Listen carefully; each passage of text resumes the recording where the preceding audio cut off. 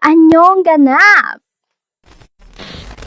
So, for today's video ay i-share ko lang naman yung experience ko sa PNU or yung PNU College Entrance Exam and yung mga pinagdaanan ko sa pagiging passer and waitlisted.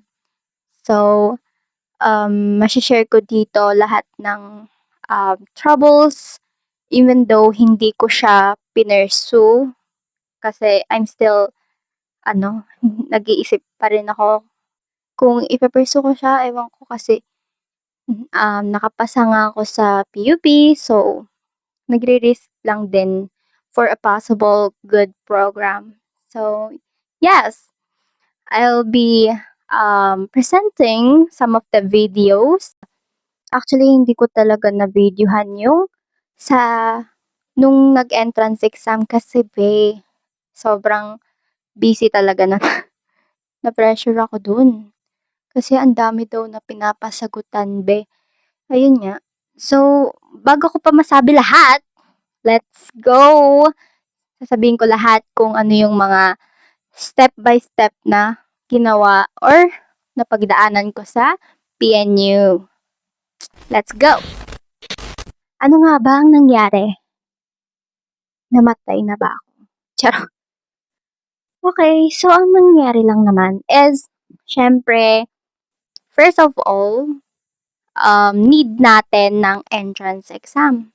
So, ayun na nga, file ng case. Nag-ano ka through online, sa form, and then, magbibigay ka ng documents na kailangan, and then,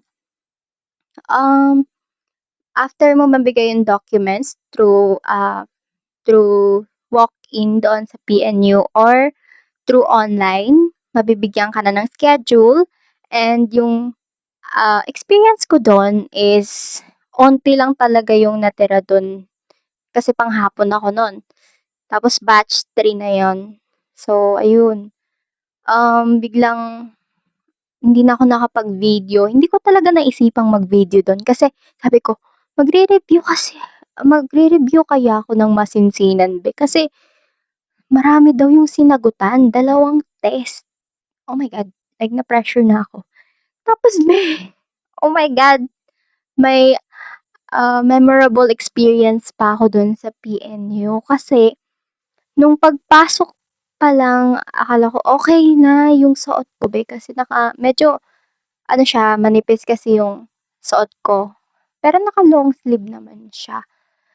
Tapos pagpunta dun sa room na naka-assign sa'min kung saan kami magte-take ng test, hindi ko napansin na nakatapat sa'kin sa likod yung aircon. So, anong nangyari? Buong test talaga akong nilalamig. Like, oh my God. Sabi ko, hala, ang dami-dami kong sasagutan. Kasi 2 yun. So, iniisip ko, pag natapos ko tong isang sagutan, magpapa-request ako kay ate, kung sino yung nagbabantay, na lilipat ako. Ayun na nga. Sabi ko nga, ayun. Kaso yung first test ko kasi is napakahaba. Alam mo ba, halos hindi ako umabot sa science nun. Kasi nag-focus ako sa sa English As in, binasa ko talaga lahat yun. Tapos pagtingin ko, oh my God, ang dami pa palang susunod na math at saka science. Tapos yung science, hindi ko na binasa. Hindi ko na talaga binasa yon. Bali, parang sabi ko, ano ba to? Tinitingnan ko na lang yung clue sa question. Sabi ko, pag may nakita akong ganyan-ganyan, ay, sige, sagot. Oh my God, sabi ko talaga, oh my God, nagawa ko na naman yung nagawa ko sa UP kung saan nagpanic na naman ako sa pagsasagot kasi yun din yung nangyari sa UP sa akin. Kasi hindi ko talaga na-practice yung pag-timer or like yung Kasi ang bilis talaga, hindi ko napansin na, ay meron pa palang likod. Oh my God, gano'n. Sa UP yun, So parang ano, nabalik ko yung experience na yun. Sabi ko, parang hindi na talaga ako makakapasa dito, be. Sa UP nga, hindi na ako pumasa kasi nga hinulaan ko lang yun, babe. Minadali ko lang yung circle doon. Nakikita talaga ng katabi ko na, hala, puro na lang ako shades. Oh my God. Ang bilis naman neto sumagot. Parang yun na lang yung sasabihin nila. Tapos, ayun, after nun, nilamig talaga ako doon, be, like, nanginginig yung kamay ko, like, mga ganyan-ganyan na ako, be. Tapos, ang bagal ko pa magsagot. Sabi ko, tapusin ko na to. Ang aking motivation doon is, tatapusin ko to para makaalis na ako dito sa tapat ng aircon. Grabe. Sabi ko, bilisan mo para doon ka na sa second test at saka doon ka na sa harapan umupo. Ayun, grabe. Sabi ko talaga. Tapos pagkababa ko, after ng test, bumaba na lang ako tapos nakatulala na lang ako. Parang lalakad lang ako. Wala na akong ina-expect sa sarili ko. Parang gano'n. Actually, doon ako dumaan sa may sa may basketball court ata yun ng PNU.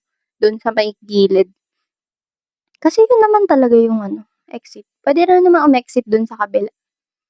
Pero yun na nga, parang lumabas ako doon na disappointed. Kasi sabi ko, what the hell? Sino pa makakapasa dito sa OA naman ng sasagutan? Oh my God. Tapos noon, ayun, umuwi na ako na para bang stress na stress ako. Tapos iniisip ko, saan pa bang school pwede mag-application? Ano ba to? Wala na akong magagawa dun. Ligwak na yung PNU. Kasi dahil sa test nila, ang haba. So, yan ang aking first step for PNU. Next, second,